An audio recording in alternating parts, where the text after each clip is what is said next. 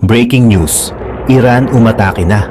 Ang Iran ay nagpalipad ng hindi bababa sa 180 missiles sa Israel habang lumalaki ang labanan sa buong rehiyon.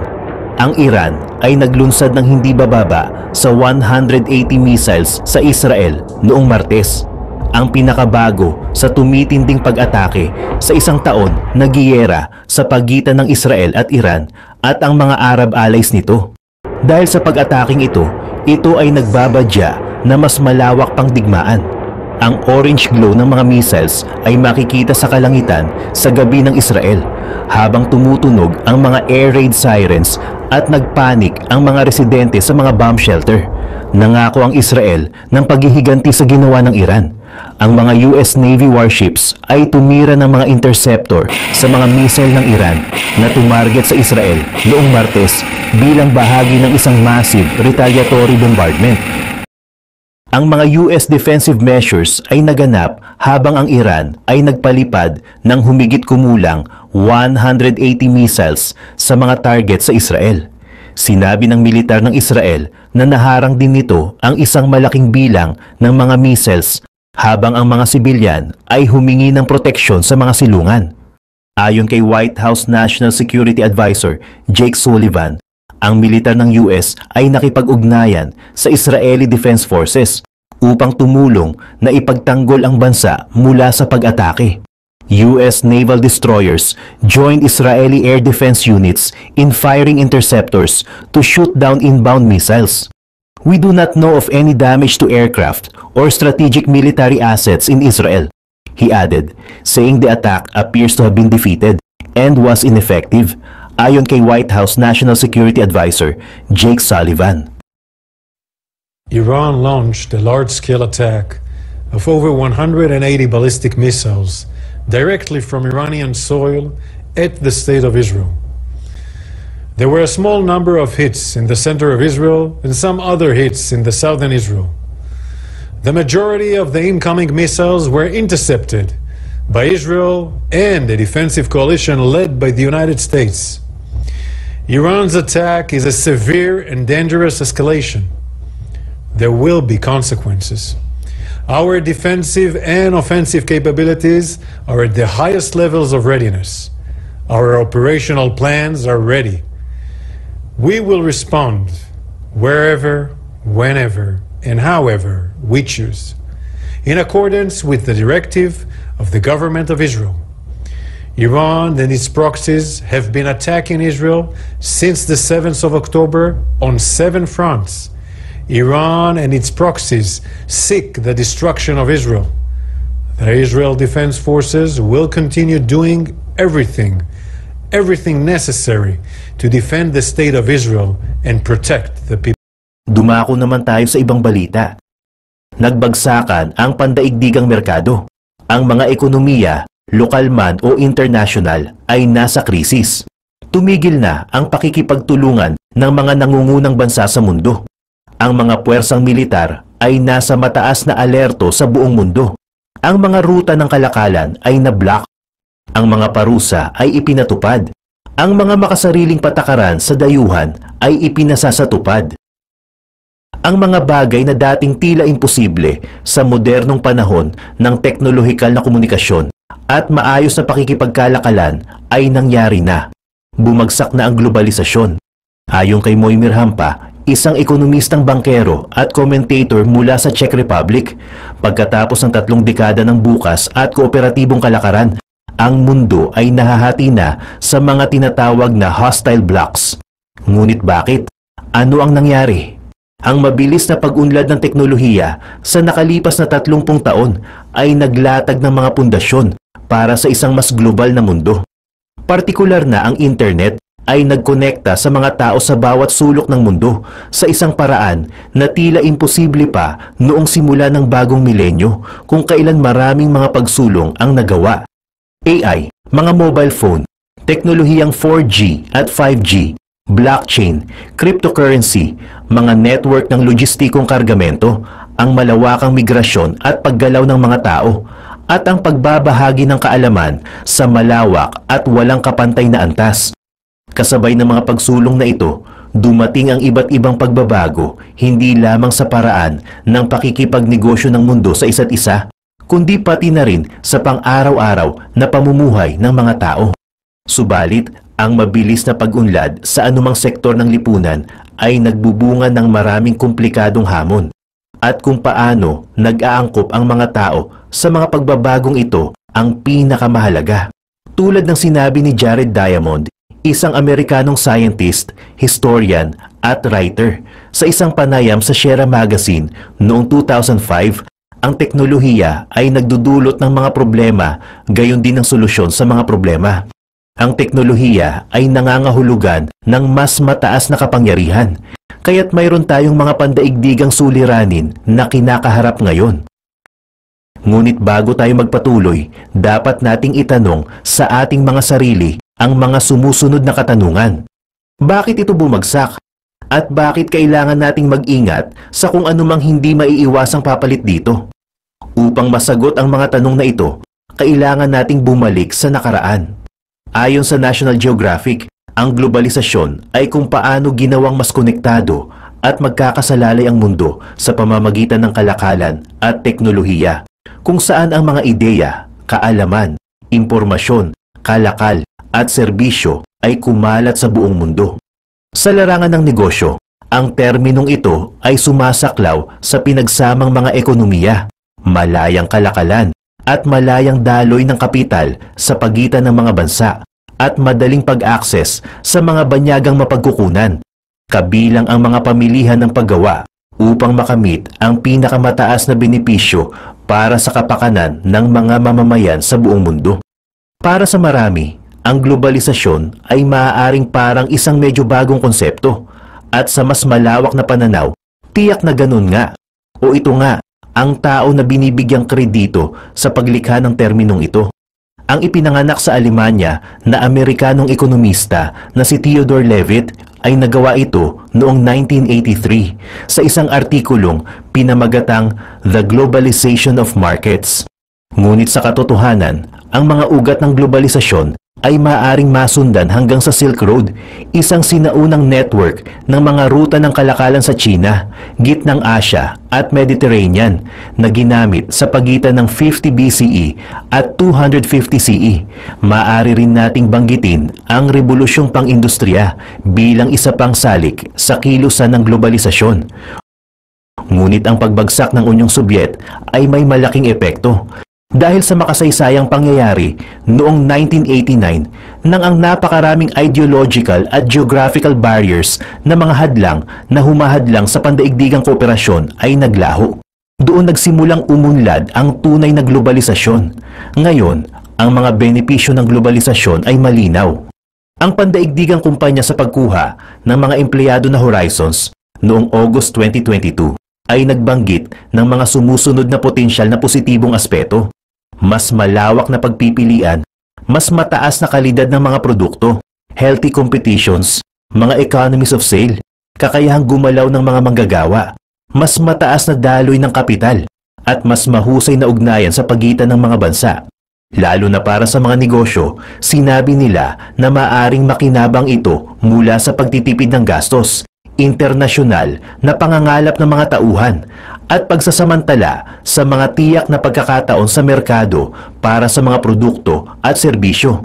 Pati na rin ang pagpapalawak sa ibang mga bansa na tumutulong na ipamahagi ang mga panganib na kaugnay ng pabago-bago o bumabagsak na mga merkado sa buong mundo, na lahat ay tunog na walang alinlangan na positibong mga pagsulong. Sino ang hindi gugustuhin ng mas maraming pagpipilian, mas magagandang produkto at serbisyo, at mga pagkakataon upang maglakbay at umunlad sa personal at profesional na aspeto?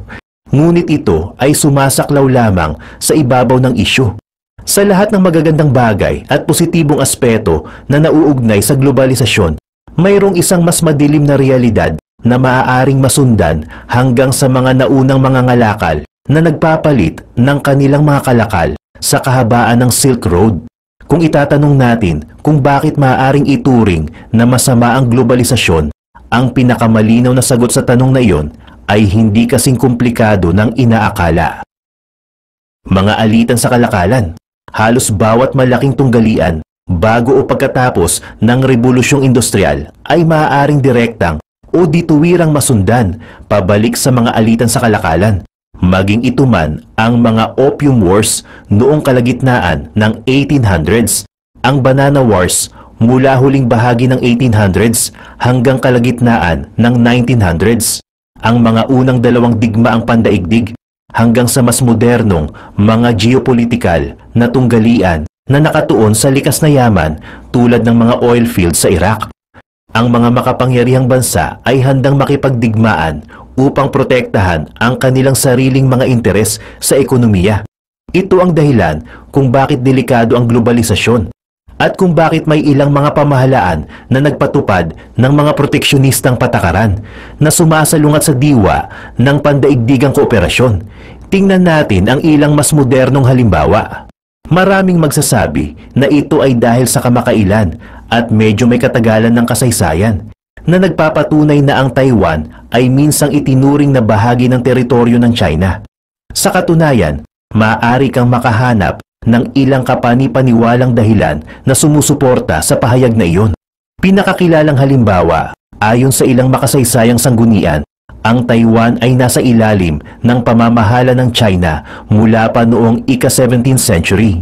Simula noon, ang Taiwan ay sinakop na ng Japan, napasailalim sa pamamahala ni Mao Zedong, at sa wakas ay idineklara ang kalayaan pagkatapos ng ikalawang digmaang pandaigdig.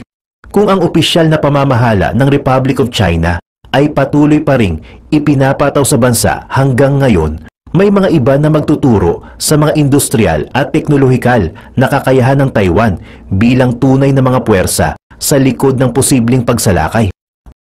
Ang pangunahing dahilan, ang Taiwan ang nangungunang tagagawa ng semiconductors sa buong mundo. Pero ano nga ba ang semiconductors at bakit mahalaga sila sa isang talakayan tungkol sa globalisasyon? Mahalaga sila dahil ang semiconductors ay pangunahing bahagi ng halos lahat ng elektronikong aparato na ginagamit mo araw-araw. Maging ito man ay ang iyong smartphone, tablet, laptop o kahit ang brake sensor sa iyong kotse, wala sa mga ito ang gagana ng walang semiconductor. Ayon sa CNBC, simula noong 2021, ang Taiwan ang nagdomina sa paggawa ng semiconductors na bumubuo ng higit sa 60% ng kabuuang kita ng pandaigdigang foundry noong nakaraang taon.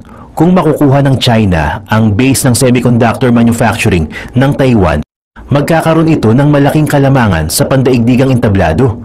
At ito ay napansin ng iba pang malalaking manlalaro sa pandaigdigang eksena. Bilang isang matagal ng kaalyado ng Taiwan, kamakailan ay nagbukas ang US ng 4 na bagong base militar sa Pilipinas, malapit sa Taiwan at South China Sea. Kung iko-consider man ng Administrasyong Biden ang direktang military intervention na maaaring magdulot ng potensyal na tunggalian laban sa China dahil sa Taiwan at ang malaking merkado nito ng semiconductors ay isa pang usapin. Ngunit hindi maitatanggi na ito ay isang matapang na hakbang sa global geopolitical chessboard. Pagkatapos, mayroon ding mga aligasyon na sinubukan ng Russia na impluwensyahan ang kinalabasan ng kampanya ng halalan ng US noong 2016 at ang midterm elections noong 2018. Ngunit paano ito naging posible? Paano makakaapekto ang isang bansa sa elektorado ng ibang bansa? Sa pamamagitan ng internet, partikular na ng social media, mga karaniwang channels ng global communication na may kakayahang paglapitin ang mga tao, ngunit maaari ring paghiwalayin. Ayon sa isang ulat ng CNN noong October 2018, ang Russian oligarch na si Evgeny Prigozhin at ang kanyang mga kumpanya ay naglaan ng napakalaking $35 million na budget upang guluhin ang dalawang kampanya. Ayon sa mga taga-usig sa isang reklamo kriminal na isinampa laban kay Prigozhin at sa Eastern District ng Virginia, ang sabuatan ay may strategical goal na hanggang ngayon ay nagpapatuloy pa rin na maghasik ng pagkakawatak-watak at alitan sa sistemang pampulitika ng US. Ang mga taktika ay makabago at iba-iba na ang layunin ay impluwensyahan ang mga trend ng mga botante. Ayon sa mga aligasyon, ang milyon-milyon ni Prigozhin ay nagbigay kakayahan sa mga Ruso na bumili ng mga serbisyo ng pagsusuri sa social media, mag-secure ng mga puwang sa internet at mga pangalan ng domain, maglagay ng mga online advertisements at magdaos ng mga political rallies at protesta sa US. Itinarget nila ang mga political figures na ang mga pananaw at patakaran ay inaakalang salungat sa interes ng Russia sa pandaigdigang entablado. At huwag magkakamali, maaaring si Prigozhin ang opisyal na inakusahan dahil sa kanyang mga aksyon, ngunit walang duda kung sino ang nag-endorso ng buong kampanya. Walang alinman sa dalawang nabanggit na halimbawa ang magiging posible kung wala ang globalisasyon, at doon matatagpuan ang puso ng problema at ang dahilan kung bakit nakatakdang bumagsak ang globalisasyon. Sa maling mga kamay, ang mga teknolohikal na pagsulong na maaaring magdulot ng mas malaking pagkakaisa at kasaganaan ay maaari ding magamit para sa kabaligtarang layunin. Hindi para sa kolektibong kabutihan, kundi upang itaguyod ang interes ng isang negosyo o bansa sa kapinsalaan ng lahat ng iba pa. Tingnan natin ang isang ganap na hipotetikal na halimbawa na maaaring mas malapit sa ating sitwasyon. Ipagpalagay na kailangan ng iyong kumpanya ng isang partikular na likas na yaman upang makagawa ng mga produkto. Sa isang pandaigdigang ekonomiya, maaari mo itong kunin mula sa isang bansa sa kabilang panig ng mundo sa mas mababang halaga kaysa sa iyong sariling bansa. Ang pagpipilian ay malinaw. Pumasok ka sa isang kasunduan sa isang dayuhang kasosyo. Nakalatag na ngayon ang mga komunikasyon at supply chain. At kahit na maaaring kailanganin mong maghintay ng kaunti para sa paghahatid, ang mga paunang pagtitipid ay malaki. Ganito rin ang nangyayari sa mga supermarket chain. Maaari silang bumili ng mga produkto mula sa iba't ibang bansa na libu-libong milya ang layo, na mas mura kaysa sa pagbili mula sa mga lokal na supplier. Walang lugar kung saan ito naramdaman ng higit na nakakasira kundi sa industriya ng paggawaan ng gatas sa UK. Sa isang ulat mula sa pahayagang The Guardian noong July 2023, ipininta nila ang isang nakakatakot na larawan kung paano winasak ng globalisasyon ang isang buong industriya. Ang likas na problema ay nakasalalay sa katotohanang karamihan sa mga pangunahing supermarket chain ay nais ibenta ang kanilang gatas bilang isang loss leader. Alam nila na bihirang bumili ang mga consumer ng gatas lamang. Kadalasan, ginagamit nila ito sa kanilang almusal na cereal o inilalagay sa kanilang tsaa na natural na humahantong sa serye ng mga karagdagang pagbili tulad ng cereal, tea bags at biskwit. Ang resulta nito sa karamihan ng mga kaso ay handang ibenta ng mga supermarket ang gatas sa mas mababang presyo kaysa sa gastos ng mga magsasaka sa pag-produce nito. Ito ay ang one of the best din na loan application. As of now, ay nakakapag-load na ako dito ng 25,000 pesos at napakaliit lang din ng interest. Pero dito, pag na-late ka na pagbabayad, is meron din sa'yo mag-i-email at tatawag at magte-text na magpapaalala na malapit na yung due date mo. Pero kung nakalagpas ka nga sa due date mo, ay napaka-professional naman kausap na mga customer service ng Tala. Dito, pwede mo silang kausapin. Or pwede mo silang kausapin, sabihin mo yung talagang reason mo. Bakit ka na late ng pagbabayad? At mababait naman sila. So ayun, dito meron din matatanggap na rewards. Ang laki ng rewards dito, 200 pesos. Pag shinare mo yung link mo sa iba, tapos nag-click sila dyan at nag-loan sa pamamagitan ng link mo, pag nagbayad sila, doon ka nila bibigyan ng 200 pesos. Pero hindi mo yun mawi-withdraw. Makukuha mo yun pag nag-loan ka sa kanila. Kumbaga, yung loan amount mo ay babawasan nila ng 200 pesos. Ganun yung reward system ng Tala. So yan ang aking mga top loan apps na legit at hindi mga scam. Sana natulungan kayo ng video na ito. Comment nyo naman kung may mga experience na kayo sa mga nabanggit kong loan apps. Hanggang sa muli!